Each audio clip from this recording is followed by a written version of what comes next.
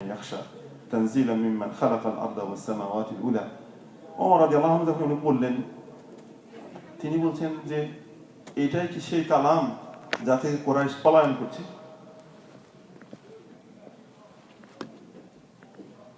কিন্তু সেই সমস্ত কথা যেখান থেকে মানুষের পালিয়ে যাওয়া না, বরং এগুলোকে আগ্রহ ভরে কি করা, গ্রহণ করার কথা। ওমর রাদিয়াল্লাহু আনহু ইসলাম সেখানে গ্রহণ করেছে।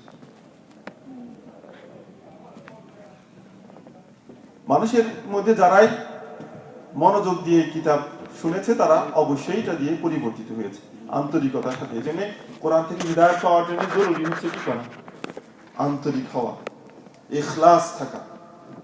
আপনি শত শত ওয়াজ মাহফিলে যেতে পারেন, শত শত তাফসীর শুনতে পারেন, কিন্তু আপনার হৃদয় কখনো পরিবর্তিত হবে না যদি আপনি সেখানে কি না হন, আন্তরিক না হন, আগ্রহ ভরে পরিবর্তিত হওয়ার জন্য আপনি আকাঙ্ক্ষা পোষণ না করেন।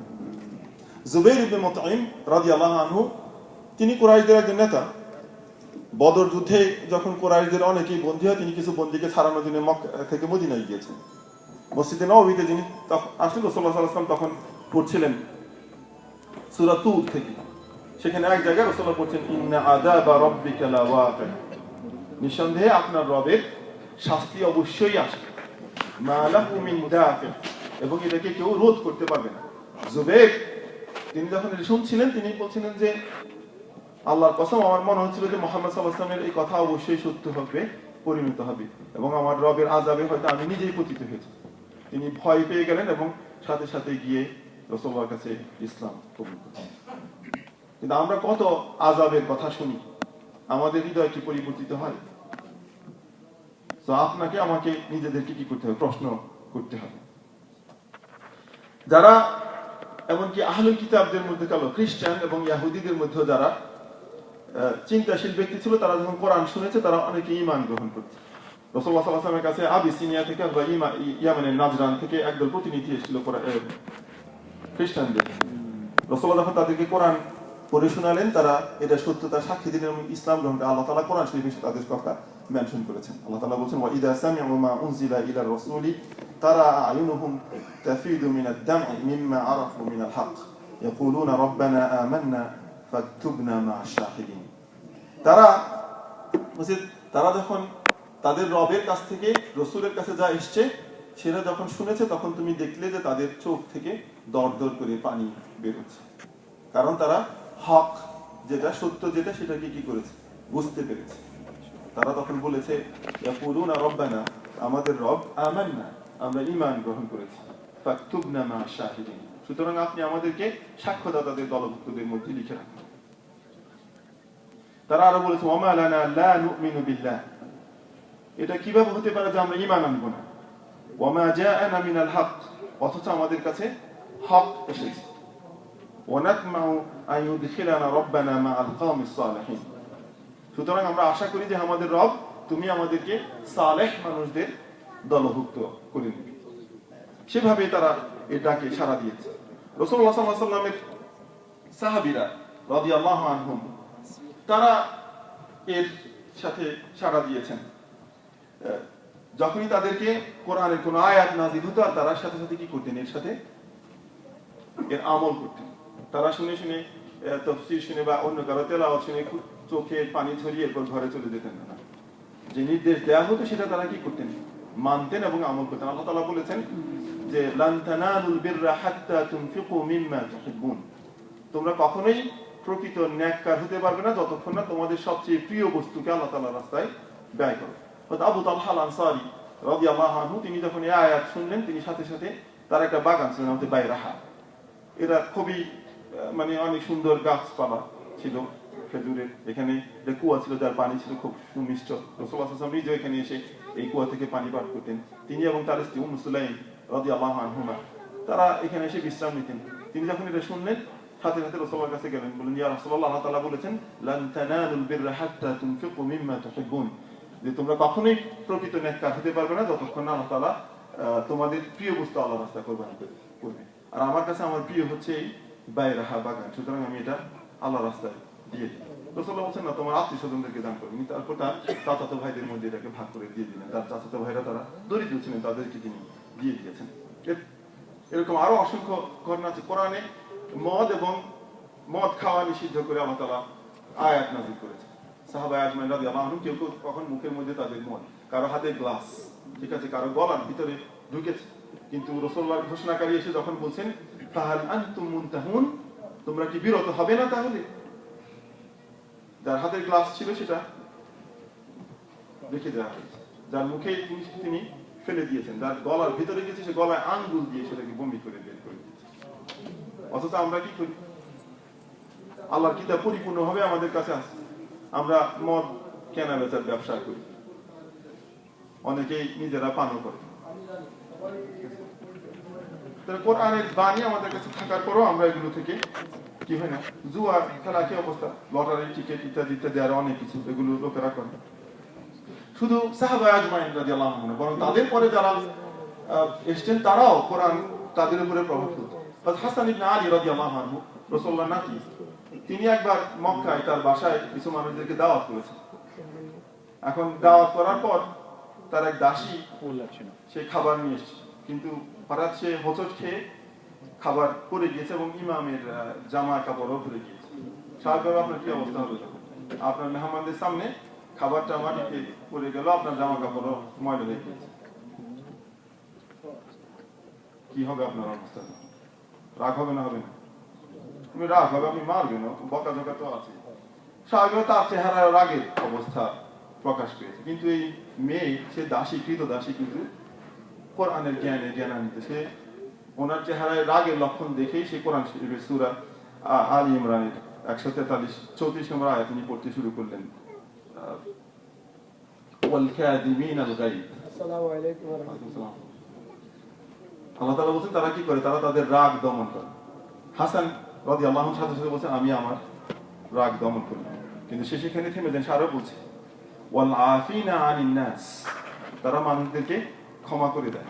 তিনি বলেন আমি তোমাকে মাফ করে দিলাম। সে সেখানেও থামেনি, সে আয়াতের শেষ পর্যন্ত পড়েছে। সে বলেছে ওয়াল্লাহু ইউহিব্বুল মুহসিনিন, আল্লাহ তাআলা মুহসিনদেরকে, সৎকর্মশীলদেরকে ভালোবাসেন। হযরত হাসান বলেন ঠিক আছে, আমি তোমাকে আল্লাহর রাস্তায় মুক্ত করে দিলাম। একটা অ্যাক্সিডেন্ট, আর সেখানে কোরআনের একটা আয়াত পড়া হয়েছে। একজন ব্যক্তি তার রাগ দমন করেছে, আর যে নারী এটা বলে সে নিজের মুক্তি আদায় করেছে এই আয়াত, সেভাবে তাদের জীবনের উপরে প্রভাব পড়ে। ফুযাইল ইবনে আইয়াজ রাদিয়াল্লাহু আনহু, ইনি আমাদের একজন ইমাম আলেম, কিন্তু ফুযাইল আগে জীবনে ছিলেন ডাকাত, তিনি ডাকাতি করতেন। এরকম একবার এক বাড়িতে ডাকাতি করার জন্য তিনি ঢুকছিলেন। ঢুকতেই তিনি ঘরের ভিতর থেকে একজন নারী কোরআন তেলাওয়াত করছিল। সেখানে সে বলছে আলাম ইয়ানি লিল্লাযিনা আমানু আন তাখশা কুলুবুহুম লিযিকরিল্লাহ ওয়া মা নাযালা মিনাল হক ওয়া লা ইয়াকুনু কাল্লাযিনা উতুল কিতাবা মিন ক্বাবল ফাতালা আলাইহিমুল আমাদ ফাকাসাত কুলুবুহুম ওয়া কাসীরুম মিনহুম ফাসিকুন। আল্লাহ তাআলা বলেন আলাম ইয়ানি লিল্লাযিনা আমানু আন তাখশা কুলুবুহুম লিযিকরিল্লাহ, ঈমানদারদের জন্য সেই সময় কি এখনো আসেনি যে আল্লাহর স্মরণে তাদের হৃদয়গুলো বিগলিত হয়ে যাবে। ওয়া মা নাযালা মিনাল হক, কারণ তারা আল্লাহ যা হক হিসেবে নাযিল করেছেন সেটা বুঝতে পারবে। ওয়া লা ইয়াকুনু কাল্লাযিনা উতুল কিতাবা মিন ক্বাবল, আর তারা আগে, তাদের আগে যাদের কিতাব দেওয়া হয়েছিল তাদের মতো তারা হবে না। ফাতালা আলাইহিমুল আমাদ, তাদের উপরে একটা কাল অতিক্রান্ত হয়ে গিয়েছে। ফাকাসাত কুলুবুহুম, কি তাদের হৃদয় তখন শক্ত হয়ে গিয়েছে। ওয়া কাসীরুম মিনহুম ফাসিকুন, আর তাদের বেশিরভাগই হচ্ছে ফাসিক। ফুযাইল যখন এই আয়াত শুনলেন, তিনি ডাকাত কিন্তু মুসলিম, এই আয়াত যখন শুনলেন তিনি আগে হয়তো এভাবে মনোযোগ দিয়ে শুনেন না, শুনে তিনি নিজেকে বললেন এই আয়াত আমাকেই বলা হচ্ছে। কারণ আল্লাহর প্রত্যেকটা আয়াত কার জন্য? ঈমানদারদের সবার জন্য। আলাম ইয়ানি লিল্লাযিনা আমানু আন তাখশা কুলুবুহুম, ঈমানদারদের জন্য সেই সময় কি এখনো আসে নাই যে তাদের দিল আল্লাহর স্মরণে বিগলিত হয়ে যাবে? ফুযাইল বললেন এটা তো আমাকেই বলা হচ্ছে। ফুযাইল সেদিনই ডাকাতি ছেড়ে দিয়েছেন এবং তিনি আমাদের উম্মতের আলেম এবং ইমামদের অন্যতম। এভাবে আগের দিনে কোরআন মানুষের উপরে প্রভাব ফেলেছে। প্রিয় ভাইরা, আজকে কোরআনের তাফসীরের অনুসারে আপনি আসবেন, কিন্তু আপনাকে কি করতে হবে? হুজুরের ওয়াজ শুনতে গেছিলাম, সবাই যায়, তারপর আপনি বাড়িতে চলে যাবেন, এরপর আপনার উপরে কোনো প্রভাব পড়বে না। এই ধরনের ওয়াজ শোনার মধ্যে কোনো বরকত নেই। কোরআনকে গ্রহণ করতে হবে আপনার জন্য জীবন্ত গাইড হিসেবে, যে প্রতিদিন আপনি এখান থেকে শিখবেন এবং আমল করবেন। Brothers, Yeah, I had to talk in Bangla because majority of the audiences here are Bengalis, and they probably would have had, more comfortable with me if I would have spoken Bangla, and I did that, and I had to.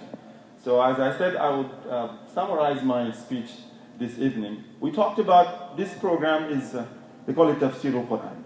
So many people do come to listen to Tafsir, and they do listen. However, a lot of times we see that there is no change in our life. We read Quran, we hear the recitation, we also come to the programs of Tafsir, but yet our hearts do not change.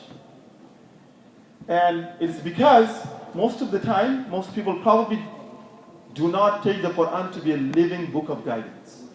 To them, it is just a book it's a religious book. So it's something of great. So you respect it so much so that you don't even want to explore what it is.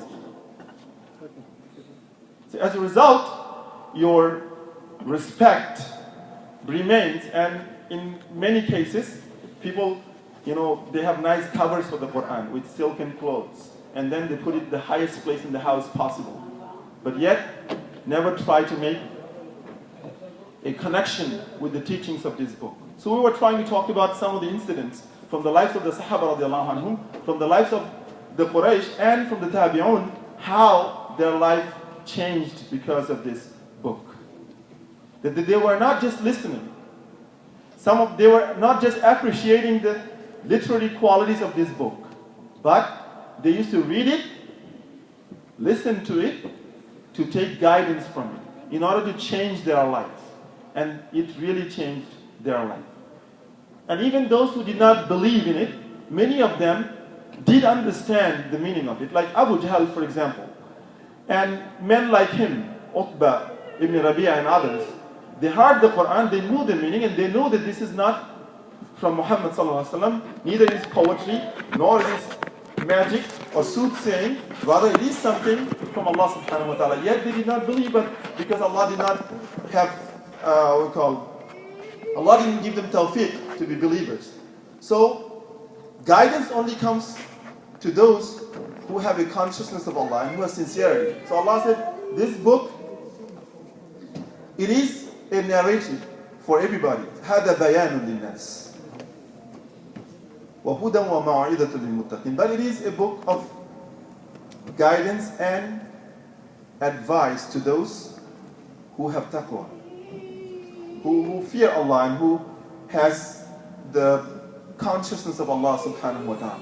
I mentioned a few incidents in which people when they really had real opportunity of free mind to listen to the Quran, then they have accepted Islam. And we know all of us probably know these stories. The story of Umar ibn Khattab radiallahu anhu. He was listening to the Quran. Rasulullah sallallahu alaihi wasallam, when he was reciting in front of the Kaaba, Umar went out at night to drink with his friends, but he could not. So he came back to make tawaf around Kaaba, but he found Rasulullah sallallahu alaihi wasallam around Kaaba. He wanted to give him some trouble. However, he heard Rasulullah was reciting Surah Al-Haqqa, and he thought, oh, this is a poetry. And then Rasulullah decided, no, this is not a book of poetry. It's not the words of a poet.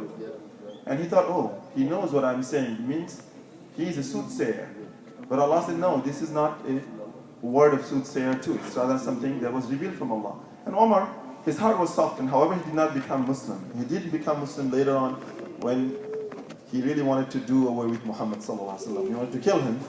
But on the way, he had his sister and his brother-in-law, or his cousin, Sa'id ibn Zayd, radiallahu anhu. There, he read Surah Taha, and he became Muslim. We have other incidences, men becoming Muslim. I have also mentioned stories of how Tabi'un have influenced others. Even the recitation of some of the Sahaba used to influence Rasulullah sallallahu alaihi wasallam. Like Rasulullah sallallahu alaihi wasallam once asked Abdullah ibn Mas'ud radiallahu anhu to recite from the Quran. Abdullah said, Ya Rasulullah, Quran is revealed over you. Should I recite to you? He said, no, I like that people recite it to me. So he recited.